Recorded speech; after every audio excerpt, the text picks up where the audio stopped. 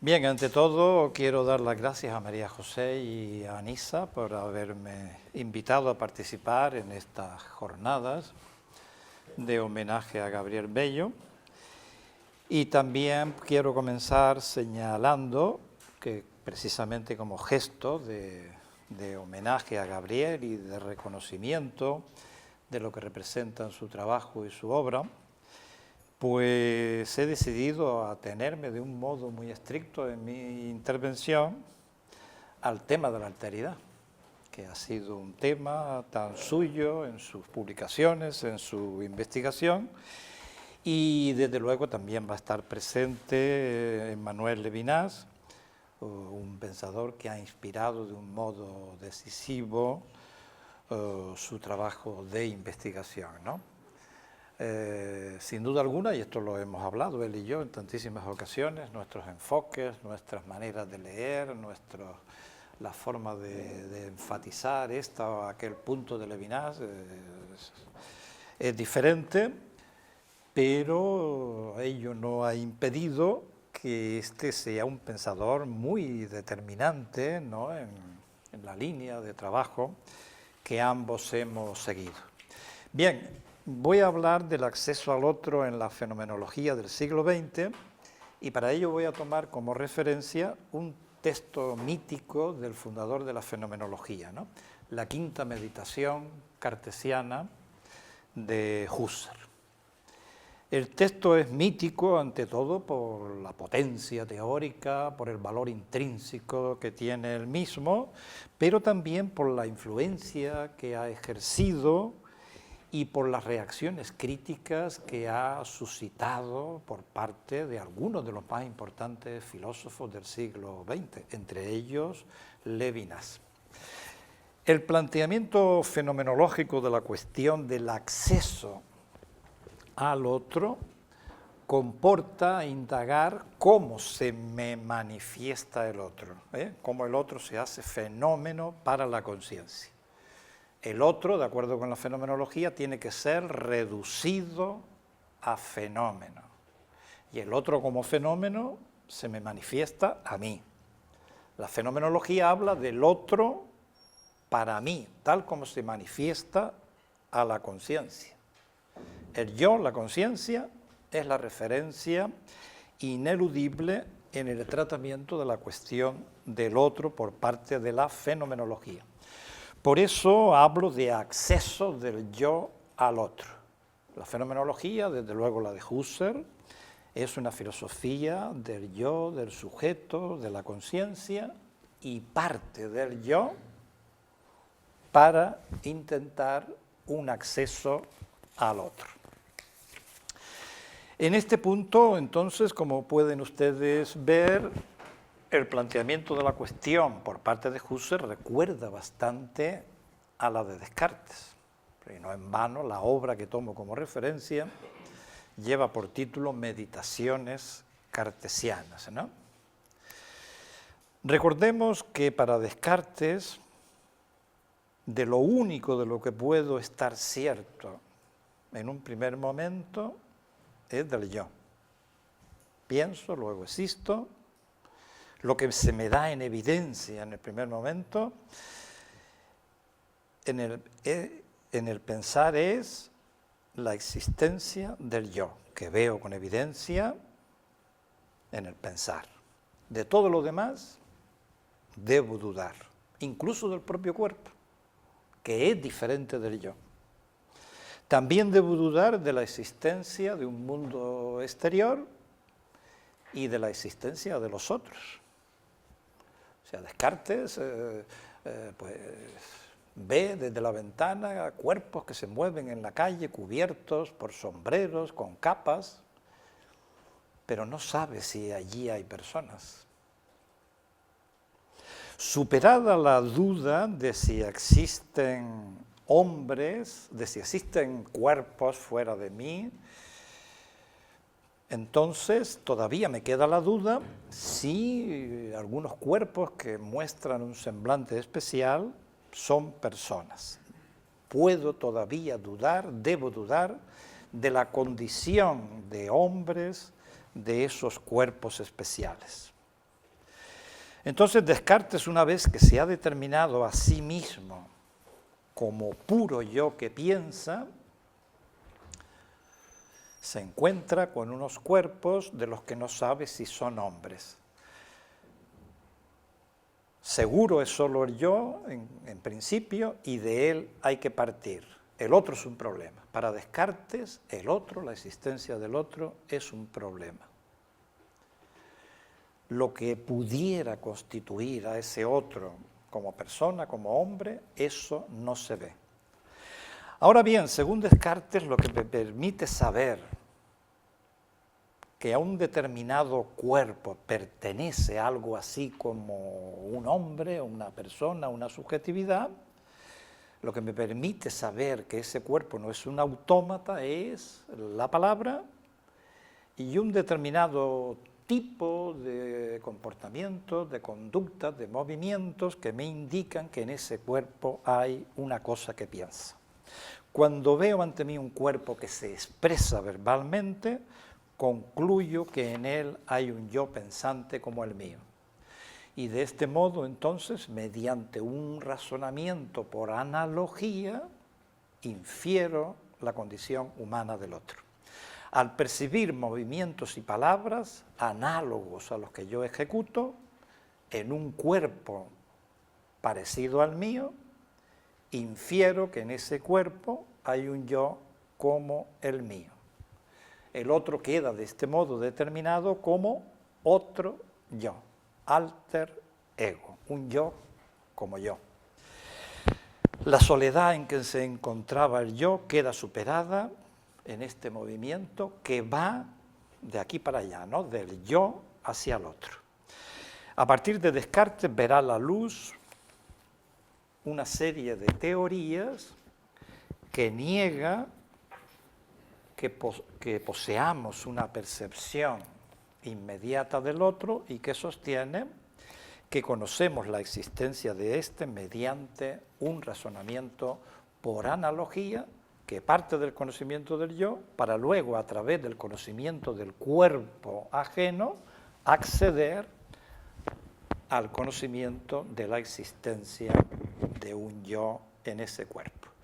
El sentido de este razonamiento por analogía que han defendido muchos después de Descartes queda muy claramente indicado en un texto que he tomado de Ortega y que dice así: lo que realmente percibimos del otro con presencia inmediata es solo su cuerpo y sus movimientos. Ahora bien, al encontrar una extrema semejanza entre el cuerpo y movimiento ajenos y los nuestros, concluimos que también al resto invisible de nosotros, a nuestro yo, corresponderá otro yo en el cuerpo ajeno. Cuando la tristeza nos invade, nuestro rostro adopta un gesto peculiar. Si hallamos en el rostro del vecino un gesto parejo, podemos concluir que tras él habrá otra tristeza, ¿no? Entonces vean que hay todo un camino, un recorrido, un movimiento que va del yo al otro y que supone una serie de momentos, una serie de pasos. Veamos cómo se plantea el asunto en Husserl, ¿no? Aquí el contenido que voy a desarrollar es un poco complejo, voy a ir despacito, voy a atenerme muy estrictamente a lo que tengo escrito, yo espero que quede claro, y si no lo queda, pues en el diálogo podemos volver sobre ello, pero advierto que el asunto es un poco áspero y duro, ¿no? Bien, Husserl, como Descartes, parte del yo aprehendido de una forma apodíctica. También para Husserl es claro que ante todo lo que me es dado es el yo propio y que solo a partir de él me cabe acceder a la existencia del otro. Ahora bien, ¿puedo yo salir de mí mismo? De eso que se llamaba la cárcel cartesiana del yo. ¿Puedo salir de ahí y acceder a la trascendencia del otro sin recurrir como Descartes a la veracidad de Dios ante las dudas que le suscita la hipótesis del genio maligno? Hemos dicho que la fenomenología solo se ocupa de fenómenos, de las cosas tal como se nos manifiestan. Y hemos de tener en cuenta que el sujeto de husserliano, es distinto del de Descartes, es un sujeto trascendental que es constituyente, que da sentido a las cosas. El sujeto no crea las cosas, pero le da sentido. Y las cosas entonces, al aparecer, dependen de esa donación de sentido que tiene su fuente en el sujeto. El problema entonces, como ven, es bastante arduo, ¿no? Porque no se ve claro cómo, partiendo del dar sentido del yo sujeto, puede accederse a la manifestación de un otro verdaderamente otro, de un otro trascendente, diferente del yo. Husserl entiende que sin salir de yo, manteniéndonos exclusivamente, estrictamente, en eso que él llama la esfera de mi pertenencia, la esfera de aquello que es propio mío y donde no hay rastros de nada exterior, y desde luego no hay rastros de ningún otro diferente de mí, manteniéndonos en esa esfera, descubrimos el cuerpo propio. Yo descubro mi cuerpo que no es yo. Vean aquí la herencia cartesiana. Para Husserl también el yo es diferente del cuerpo. Mi cuerpo es mío, pero no es yo. Y a ese cuerpo mío yo lo experimento como un cuerpo orgánico, lo que él llama life, o sea, un cuerpo vivo, viviente, un cuerpo vivido. Es el cuerpo vivido en mi experiencia. Eso lo llama él life, para distinguirlo del Körper, que es el cuerpo del otro, que yo experimento en un primer momento como una cosa física, no como un organismo, sino como algo que veo desde fuera y que se me aparece como una cosa física, entre otras cosas físicas. Entonces, lo que primera y directamente me es dado del otro es su cuerpo, o sea, no el yo, no su intimidad. Su intimidad no me es presente, no es fenómeno para mí. Para mí es fenómeno, me es dado exclusivamente ese lado externo suyo, fenoménico, que es el cuerpo. A una subjetividad de ese cuerpo, si la hubiere, solo podré acceder a través del cuerpo. Ahora bien, segundo paso, la semejanza que descubro, según Husserl, entre mi cuerpo orgánico vivido y el cuerpo físico del otro, provoca la asociación de los dos, la asociación en sentido de Hume, provoca una asociación de los dos en mi conciencia. Los dos cuerpos, digamos, que quedan constituidos en pareja, quedan emparejados. Husserl habla aquí de apareamiento, la palabra que él emplea es paarum, ¿no? Pero con ello se alude al fenómeno de la asociación. Cuando percibo un cuerpo semejante al mío, se produce el apareamiento de los mismos y la condición orgánica del mío, de mi cuerpo, es transferida al cuerpo físico del otro. O sea, recuerden que primero experimento el mío como cuerpo físico y el del otro como cuerpo orgánico y el del otro como cuerpo físico. Pues bien, la semejanza que descubro entre los dos produce esa asociación de los dos en mi conciencia y ello acaba en transferencia por parte mía de ese sentido que procede del dar sentido del sujeto, ¿no? Pues hay un sentido que es cuerpo orgánico. Ese sentido lo descubro en mí, en mi esfera de pertenencia. Y ese sentido que descubro en mí, en mi cuerpo, debido a la semejanza que hay entre mi cuerpo y el del otro, acabo transfiriéndolo, proyectándolo en el cuerpo del otro.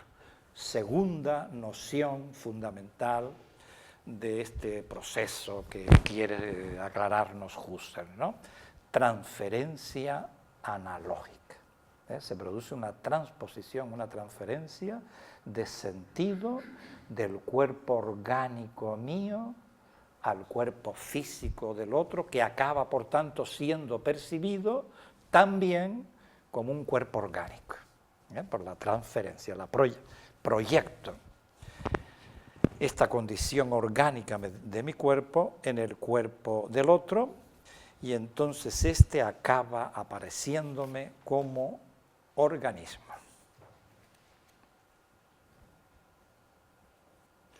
Ahora bien, tercer paso, ¿no? Este cuerpo del otro, percibido como cuerpo orgánico, va a acabar remitiéndome a un yo alojado en ese cuerpo, a un yo diferente del mío. Hemos dicho que solo puedo acceder a un yo del otro si lo hubiera a través de su cuerpo. Y bien, es el cuerpo del otro percibido, que se me manifiesta como cuerpo orgánico, lo que me va a proporcionar esa vía de acceso al yo del otro. A un yo del otro que nunca me es presente, que nunca me es dado como fenómeno, que yo no puedo ver, no lo puedo percibir. Ese yo, si alguna vez tuviera acceso a él, siempre seguirá siendo para mí algo ausente, algo que no puede de ningún modo llegar a estar presente. Husserl dirá que me es compresente. El cuerpo me es presente y el yo que corresponde a ese cuerpo del otro me es compresente, se me hace presente como algo que está al lado, adjunto al cuerpo que me es presente. Husserl habla de apresentación, no presentación, no, apresentación. El cuerpo se hace presente. El yo del otro, su intimidad, su dentro, se me hace presente, compresente.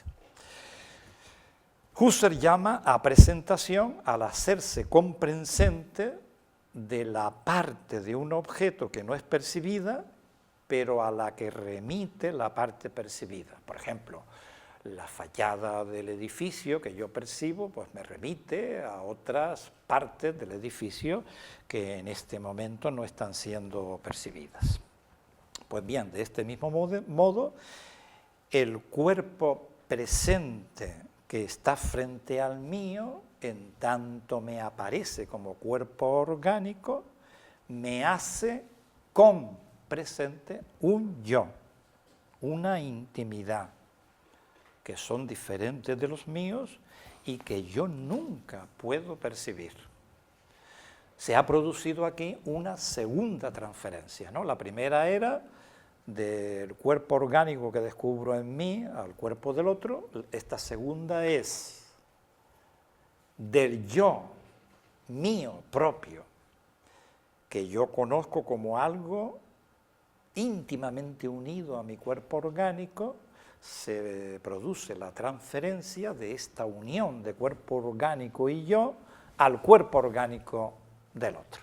O sea, digamos que si es claro que a mi cuerpo orgánico va unido un yo, al cuerpo orgánico este que encuentro frente a mí también va unido un yo. Se produce una transferencia analogizante, dice Husserl, pero es otro caso de asociación. Es una auténtica asociación, ¿no? A ese conocimiento que yo tengo desde siempre, ¿no? De un cuerpo orgánico gobernado por el yo, que es el mío, cuerpo orgánico que es el mío, gobernado por mi yo, eso queda asociado a este cuerpo orgánico ajeno que veo frente a mí, que acabo comprendiendo como también unido a una subjetividad y a un yo que es como el mío. Así es como se constituye el sentido otro, como sujeto. Pero es un sentido que deriva del yo, que es transferido a partir de yo. Es un sentido que da el yo, que da el sujeto, y que lo da a partir de, a través de una transferencia de un sentido que descubro en mí y que descubro asociado a ese cuerpo orgánico que está frente a mí. Según puede apreciarse por lo indicado, el otro entra en escena como un análogo del yo, como algo parecido, similar, análogo a mí. Husserl, en uno de los textos más de sentido más idealista, ¿no?, de la quinta meditación, llega a decir que el otro aparece como una modificación del yo. Bien, la expresión más conocida es la que dice que el otro es alter ego. O sea, que el otro entra en escena como un yo, otro yo, alter ego. Porque todos los datos que yo tengo para formarme una idea de él, los tomo de mí, de mi yo. No hay otros, porque al otro yo no tengo acceso directo, no lo puedo ver, no lo puedo percibir. Es siempre algo irremediablemente oculto, ausente. Solo se me da como compresente. Entonces solo puedo entenderlo como otro yo. Es importante advertir aquí que el sentido otro yo lo comprendemos inmediatamente, a partir de la semejanza entre cuerpo orgánico del otro, o cuerpo del otro percibido como algo orgánico, y cuerpo propio orgánico unido a un yo. Por eso he insistido antes en lo de la asociación, ¿no?, que Husserl toma claramente de Hume, ¿no? Esta asociación es algo que se produce de un modo inmediato, no es un razonamiento por analogía. O sea, él habla de aprehensión analogizante, de transferencia analogizante, pero eso no es un razonamiento por analogía. Del otro debemos decir que ni lo intuimos, pero tampoco lo inferimos a partir de. Insisto en esto porque más de un comentarista, algunos de ellos ilustres, algunos de ellos filósofos de grandísimo renombre, han visto en las explicaciones de Husserl una prueba más por analogía de la existencia del otro. Y esto está muy expresamente excluido por Husserl. Bien, este era el recorrido básico, fundamental, que hemos de tener presente en todo momento, y es lo más duro de lo que yo quería decirles, ¿no? Paso ahora a hacer un rápido repaso por algunas de las lecturas, de los comentarios y críticas que han hecho algunos filósofos muy importantes del siglo XX de este texto, de la quinta meditación, del que les dije que es importante también por las repercusiones tremendas que ha tenido, porque ha sido una referencia casi ineludible para muchos de los pensadores del siglo XX que después de Husserl se han ocupado de este asunto. Las meditaciones cartesianas, les recuerdo, aparecieron en el año 31, ¿no? Bien, el primer autor del que voy a decir algo es Sartre, Ser y la nada. Dice Sartre que cuando el otro me mira, me objetiva, me convierte en objeto, en alguna medida.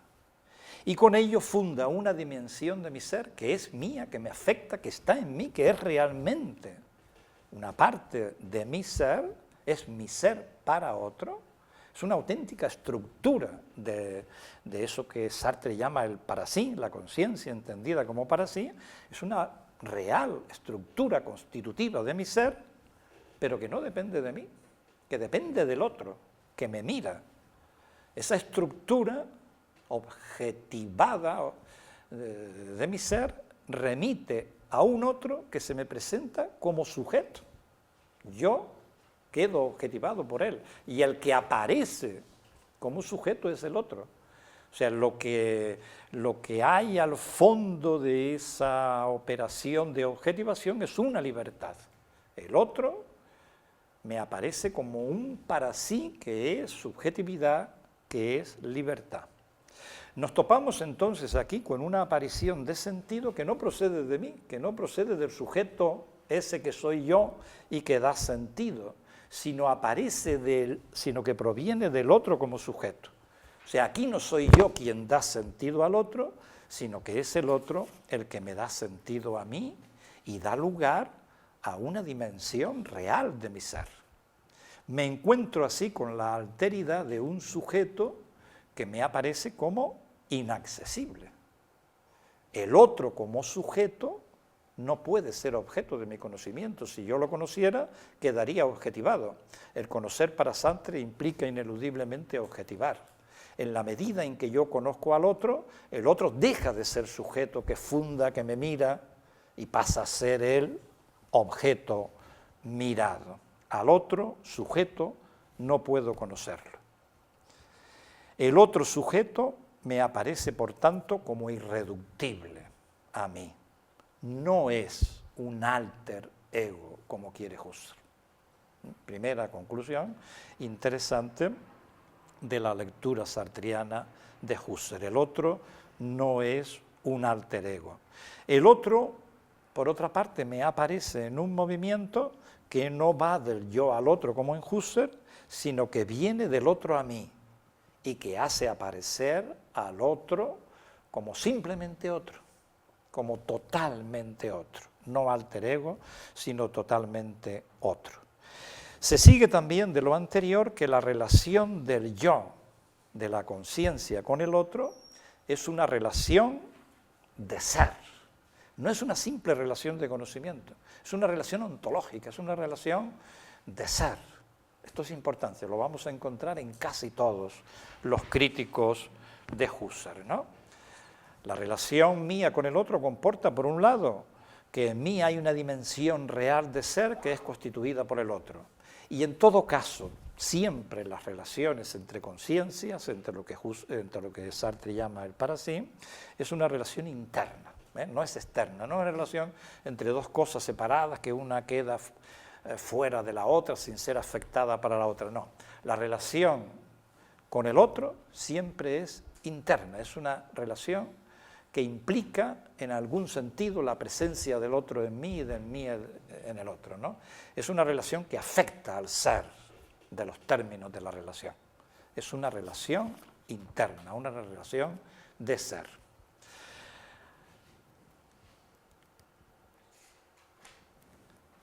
Bien, solo si se admite esto, que la relación es una estructura que afecta a mi ser, podemos estar seguros de la existencia del otro, dice Sartre. Si partimos del yo para acceder al otro por la vía del conocimiento, no habrá manera ninguna de salir de la cárcel del yo. Y no será posible evitar esa posición solicista que encontramos en el punto de partida de Sartre y de Husserl.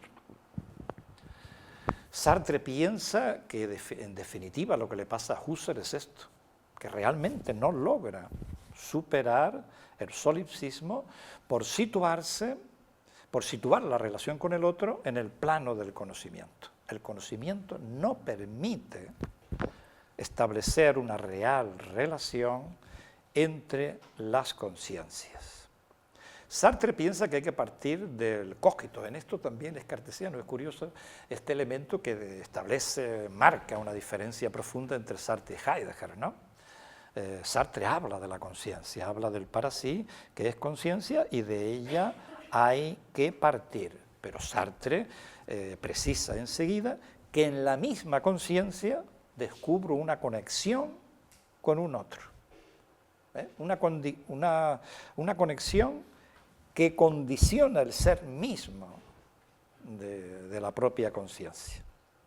Aquí es clarísimo que Sartre, a pesar de las distintas maneras de concebir al hombre, en Heidegger ser ahí, en Sartre conciencia, ser para sí, pero sigue muy de cerca Ser y Tiempo de Heidegger cuando éste habla del ser como un existencial, como una estructura ontológica del ser del hombre. Esto es decisivo y bastante conocido de Ser y Tiempo, ¿no? La relación con el otro, dice Heidegger, constituye a mi ser, y el examen de mi ser me descubre al otro en él. O sea, no hay que salir para descubrir al otro. Para Heidegger no existe el problema cartesiano, husserliano del otro, no hay tal problema, eso es un pseudo problema, dice Heidegger. También en Heidegger la relación con el otro no es una simple relación de conocimiento, ¿no? Comporta el temple y es en definitiva una relación ontológica, una relación de ser. Y si partiéramos, dice Heidegger, de un ser aislado para acceder al otro por la vía del conocimiento, nunca llegaríamos al otro, ¿no? En esto coincide totalmente Sartre con él. Este es un punto de vista, insisto, compartido por muchos lectores y comentaristas del texto de Husserl. Sartre dice que Heidegger representa un avance decisivo, muy importante sobre Husserl en el tratamiento de la cuestión del otro. 2. Ortega. Encontramos en El hombre y la gente de Ortega un texto en el que él trabajaba cuando murió, al final un texto de madurez, pero en el que ya es un asunto del que se había ocupado de muchos años antes. El texto, desde luego, apareció póstumo después de su muerte, El hombre y la gente, un texto decisivo. En él encontramos, creo, apuntes y sugerencias de una extraordinaria perspicacia en torno al tema del otro, tal como aparece en la quinta meditación cartesiana. A Husserl le corresponde el mérito, según Ortega, de haber planteado de una forma precisa, y además de haber sido el primero en hacerlo, el tema del acceso al otro, de cómo aparece al otro. Se hace eco también Ortega de la enorme influencia que ha tenido este texto y reconoce que en él hay hallazgos admirables. En términos muy próximos a los de Husserl, sostiene Ortega, esto es importante porque nos ayuda a entender a Husserl, ¿no? Lo que ahora voy a decir, ¿no? Sostiene Ortega que solo nuestra intimidad nos es conocida directa e inmediatamente, y no la del otro. La intimidad del otro, a la intimidad del otro, siempre llegaré por una mediación, que son los gestos del cuerpo del otro.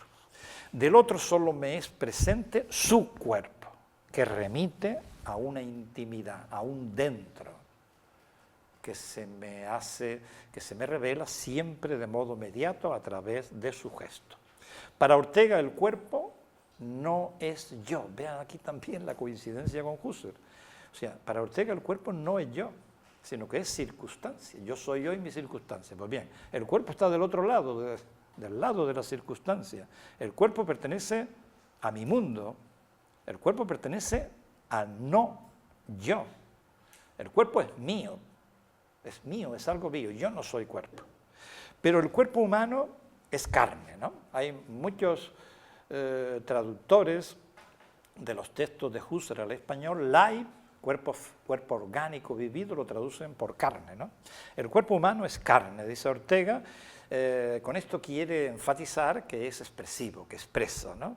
Que expresa mediante gestos, palabras y miradas.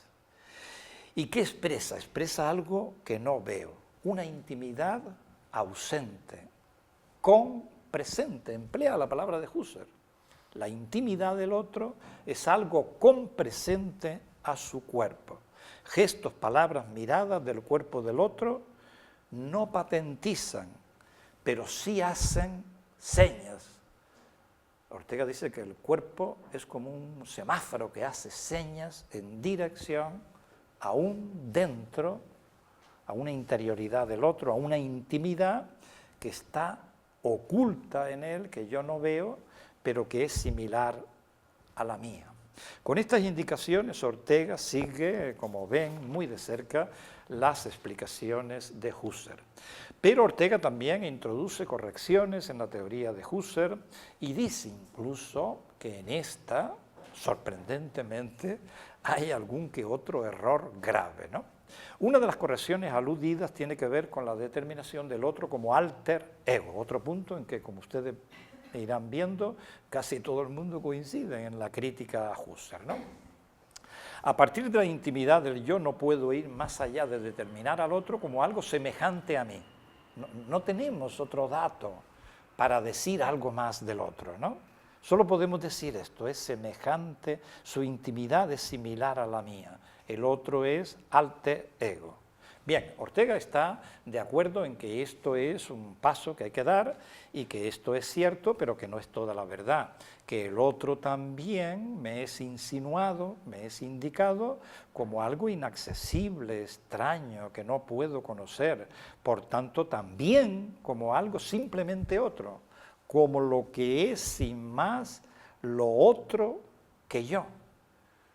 La verdad completa, entonces, comprende las dos afirmaciones, que el otro es a la vez alter ego y lo otro que yo.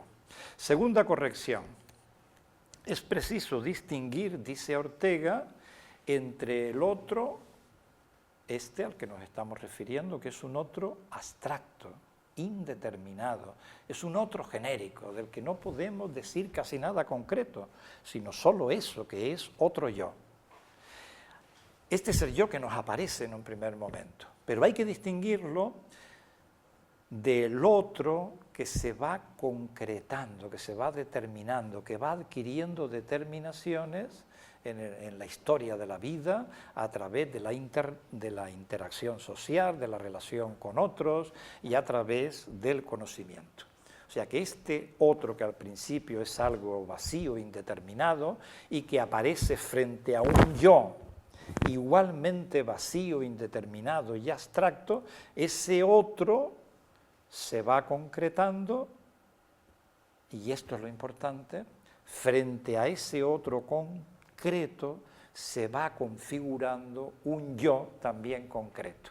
Pero vean entonces lo notable del asunto, este yo individual, concreto, determinado, es posterior al otro. De tal manera que entonces el orden de aparición de los momentos sería este. Primero, un yo abstracto, indeterminado. Segundo, un otro, igualmente abstracto, vacío, indeterminado. Tres, el tú, que sería ese otro concreto, determinado, individual. Y luego a partir de este tú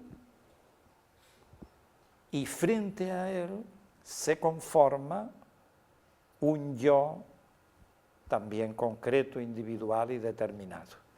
De modo que si nos situamos en este plano, en el de lo concreto, hay que decir que no es primero el yo que el tú, sino al revés, que no hay camino del yo al tú, sino todo lo contrario. El verdadero proceso avanza del conocimiento del otro al conocimiento posterior del yo. Algo parecido habría que decir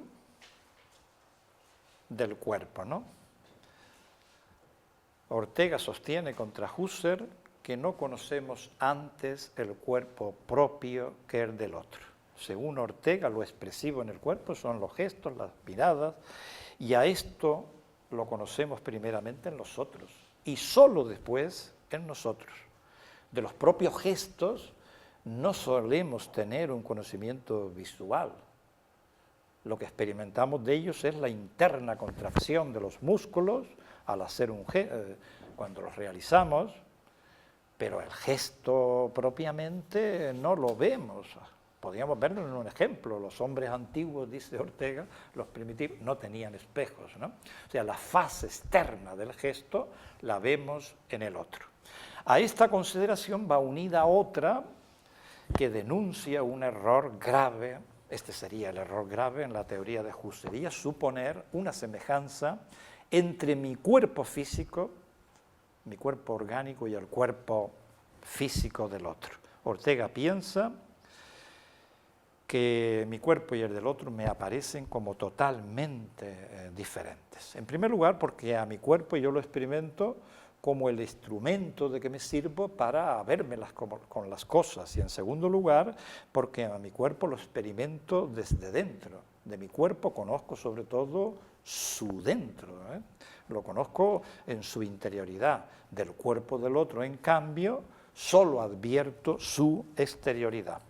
La diferencia entre mi cuerpo y el del otro resulta particularmente clara si yo soy un varón y resulta que el otro es una otra, dice con mucha gracia Ortega, ¿no? Entonces la diferencia entre los cuerpos es tan grande que estos son incomparables, piensa Ortega. La consecuencia que se sigue de aquí es que no puedo partir de la transposición analógica de mi cuerpo al del otro, ¿no? De ese contenido, de ese sentido cuerpo propio al cuerpo del otro, para descubrir en este un yo como mi yo. Ese camino no se puede recorrer.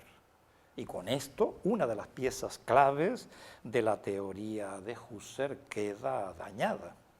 No puedo explicar la aparición de un otro que es otra, esto es, de un yo tan diferente del mío como es un yo femenino, proyectando mi yo en un cuerpo que también es totalmente diferente del mío. Debo decir que a mí este argumento de Ortega no me convence del todo, ¿no? A mí me parece que entre cuerpo propio y cuerpo del otro, entre cuerpo masculino y cuerpo femenino, hay muchísimas diferencias, pero que también hay semejanzas. Yo en esto estaría más de acuerdo con Husserl, que dice que él habla de analogía, que implica semejanza y diferencia. A mí me parece que hay la suficiente semejanza como para que podamos distinguir a la especie hombre de otras especies animales. Ortega tiene una respuesta para esto, si hay tiempo luego la vemos, que a mí no me convence del todo, ¿no? 3. Zubiri. Este es un autor al que no se suele aludir cuando se habla de esto, porque es un pensador ontológico, fenomenológico solo en parte, pero al que yo tengo un respeto extraordinario y que me parece que aquí aporta un dato que es de un grandísimo interés. Zubiri, en discusión con Husserl, señala que el hombre no es primero una mónada de la que hay que salir. Si se parte de un ego separado, dice Zubiri, no hay manera de salir de él. Bien, esto ya lo hemos oído. Zubiri cuestiona que Husserl intentara la constitución del otro desde un yo cerrado sobre sí, sin tener en cuenta que el hombre es, desde el comienzo, constitutivamente, un ser abierto a los otros. De donde hay que partir no es desde el ego cogito, sino desde esta apertura del hombre a los otros, de esta apertura que es un momento físico, constitutivo del hombre, que es algo que afecta a su ser. Y por eso no es posible plantear el problema del otro en términos de vivencia, ¿no? Recuerden, Heidegger, Sartre criticaban que se planteara el asunto en términos de conocimiento. Zubiri dice en términos de vivencia, tampoco por ahí hay ninguna salida. También Zubiri habla de una relación que es relación de ser. Antes que el conocimiento y que las vivencias, lo que me une al otro es una relación de ser. Y por la misma razón, piensa Zubiri, que el conocimiento del otro precede al conocimiento del yo. No hay una vía de acceso al otro a partir de yo. Pero el punto de especial, de gran interés que yo encuentro en Zubiri y que quería que estuviera presente aquí en la discusión, tiene que ver con el cuerpo. Según Zubiri, cuerpo no se opone a lo psíquico. El cuerpo no es diferente del yo. El cuerpo es manifestación de lo psíquico y hace presente al yo. Porque para Zubiri no puede afirmarse que el hombre tiene cuerpo, ¿no? Como una cosa que es propiedad suya. Lo que debe dejarse claramente establecido es que el hombre es cuerpo. Ahí entra algo, el médico, discípulo, hay que unos desarrollos magníficos de esta idea, ¿no? Debe aceptarse por ello que vemos al yo en el cuerpo.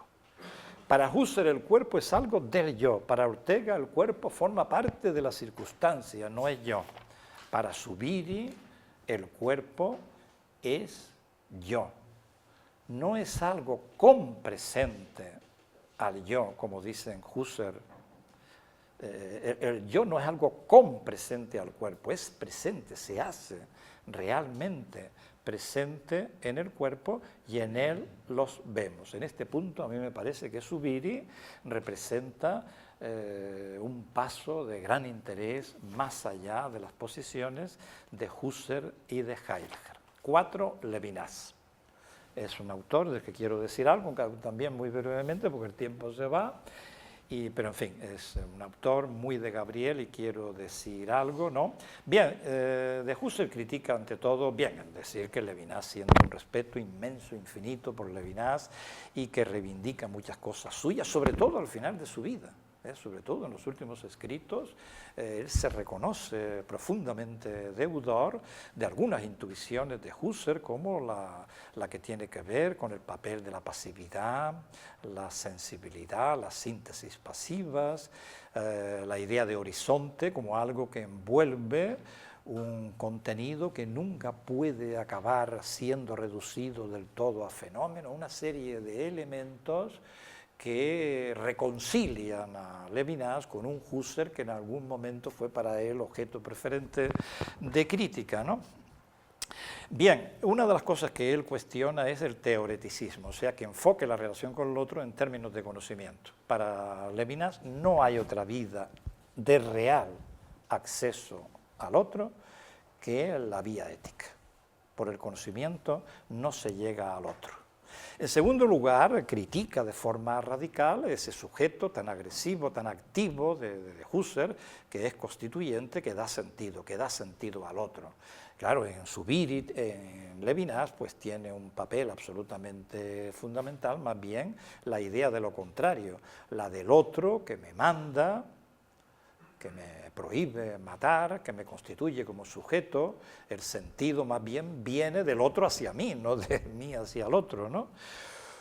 Levinas piensa que la fenomenología trascendental, en la medida en que es trascendental, ¿no?, con este supuesto de un sujeto que da sentido, que a esta fenomenología así entendida le resulta imposible ir más allá de la idea del otro como un análogo de mí mismo, como alter ego, ¿no? Nada más distante de ese otro absolutamente otro, de ese otro como otro, que es tan importante en el pensamiento de Levinas. A pesar de la presentación, el otro no pasa de ser un objeto determinado desde y por el yo. Un otro yo constituido por el yo, y en definitiva, una modificación intencional de mi yo, como reconoce el mismo Husserl. En lo que concierne a este asunto, Levinas mantiene una posición que no admite compromisos. No hay vía de acceso al otro a través de la analogía y la semejanza. Al saber obtenido a partir de la analogía entre el comportamiento de los cuerpos, se le escapa la alteridad indiscernible del otro. Se le escapa el otro como yo, el absolutamente otro. Y para acabar, unas alusiones a Derrida y a Paul Ricard.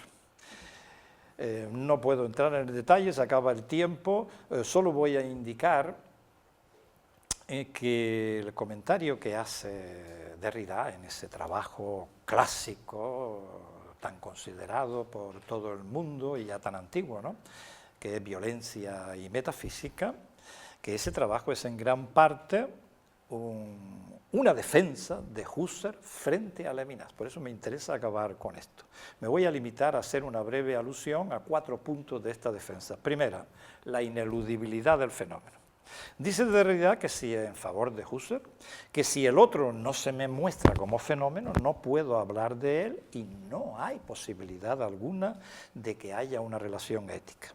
A este respecto, Derrida señala la dificultad y los problemas tremendos que plantea la idea levinasiana de un otro absolutamente otro.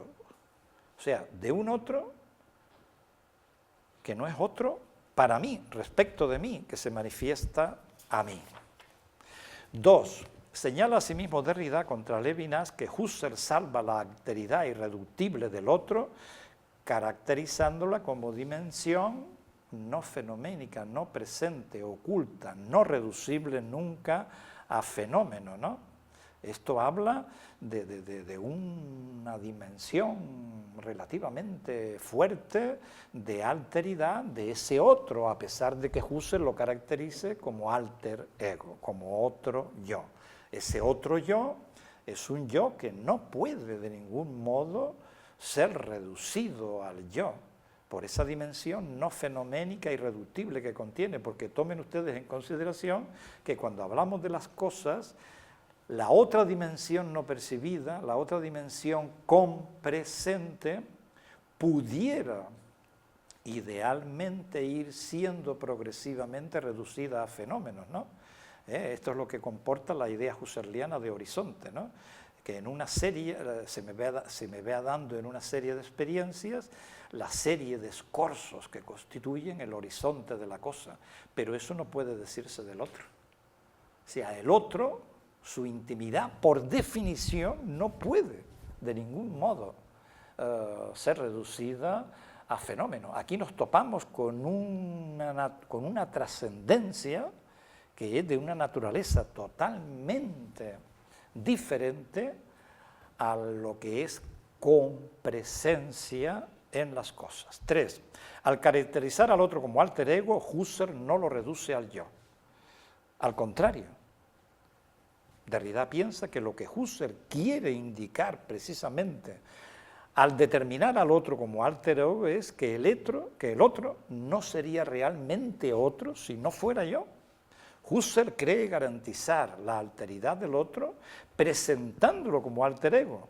Lo que Husserl dice es, el otro es irreductible al ego precisamente porque también él es un ego. Él es un yo como yo, no es una cosa, es un yo, es una persona, es responsable. Debe serle reconocida la excelencia que me corresponde a mí como yo. Esto es lo que quiere salvar por encima de todo Husserl cuando caracteriza al otro como alter ego, una expresión en la que muchos han visto un decisivo punto de debilidad de la posición de Husserl. Y por último, Ricoeur. Ricoeur en sí mismo como un otro reivindica, como Derrida, este punto al que acabo de aludir. Reivindica a sí mismo el valor de las implicaciones de la ontología de la carne de cara a una ontología de la alteridad, dado que la carne, el cuerpo propio vivido, comporta una esfera de pasividad, de padecimiento. Ricoeur siempre insiste en que el yo es activo y pasivo, hace y padece, ¿no? Es la pasividad que ayer reivindicaba aquí Gabriel Bello, ¿no? A esta dimensión de pasividad corresponde una dimensión de alteridad.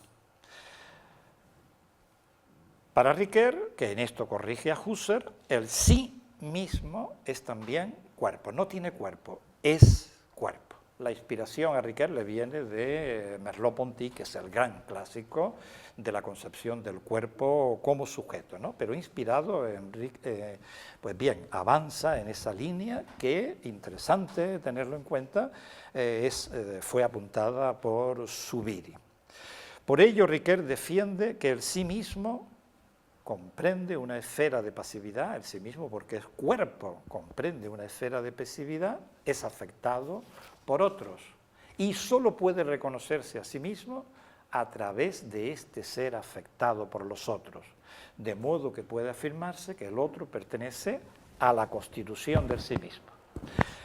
Y hay un tercer aspecto de la lectura que hace Ricoeur de la quinta meditación cartesiana de Husserl, que es sobre la que quiero llamar especialmente la atención. Dice Ricoeur que no es posible construir unilateralmente la dialéctica sí mismo otro.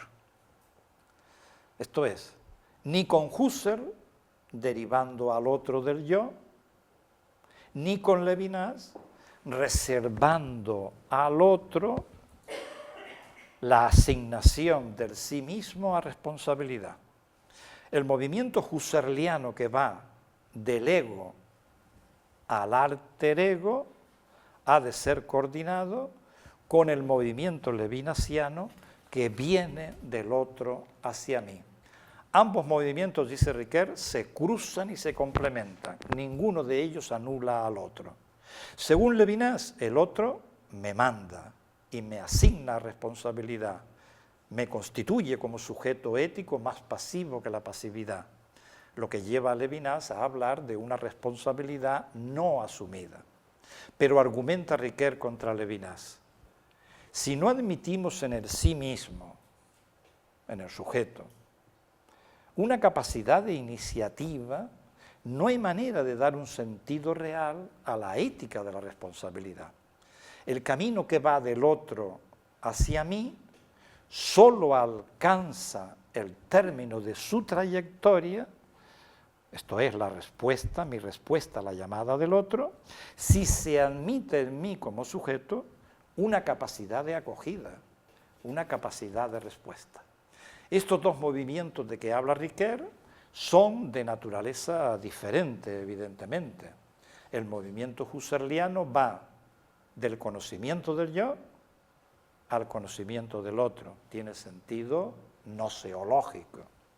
El movimiento levinasiano viene del otro al yo y tiene sentido ético, ¿no? Son dos movimientos que Riquer propone mantener coordinados, pero que se dan en planos diferentes, ¿no?